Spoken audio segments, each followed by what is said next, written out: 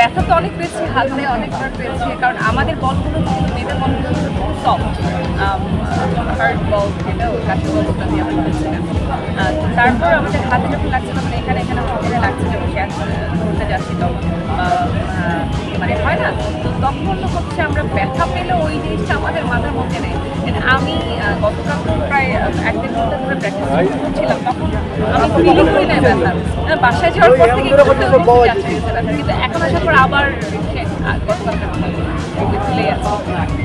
আপনাদের কমিশনে অনেক কিছু কথা বলে যেটা বলতাম যে সবাই খেলাটা সিরিয়াসলি এই খেলার মাঠে এসে কি আপনি গাইডটা বনিয়ে আসতে লেগেছে?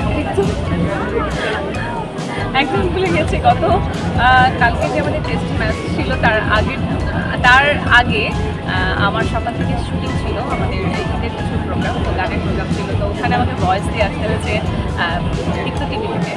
দীপ্ত টিভির একটা দীপ্ত টিভির মিউজিক স্টুডিও হচ্ছে, তো সেখানে আমি আমার গান ওখানে গানগুলো করে তারপরে আমাকে এখানে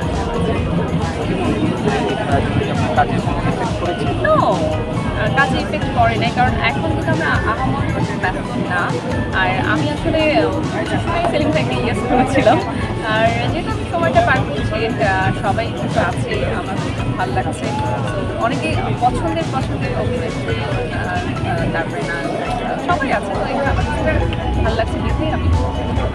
আপনারা কম বেশি অনেকেই খেলার সাথে পরিচিত বলবো না, যে দ্রুত পারদর্শী না অভিজ্ঞতা নেই, এই সবাই খেলতে আসলে এই আত্মবিশ্বাসটা কীরকম কাজ করতে আসলে আপনারা পারবেন, বল ধরতে পারবেন, ব্যাট ধরতে পারবেন, ছয় মারতে পারবেন, এই আত্মবিশ্বাসটা কীভাবে তৈরি হয়ে যায়, এটা আত্মবিশ্বাসটা হয়ে যায়, কারণ আমরা যখন একটা টিমের সঙ্গে কাজ করি, টিমের কোচ থেকে শুরু করে যারা লিডার আছে সবাই যেভাবে আমাদের কাজ করে, সবার কথাবার্তা, আমাদের সবার যে প্র্যাকটিসের সময় যে ব্যাপারগুলো আমরা প্র্যাকটিস করা, এগুলোতে অটোমেটিক্যালি কনফিডেন্স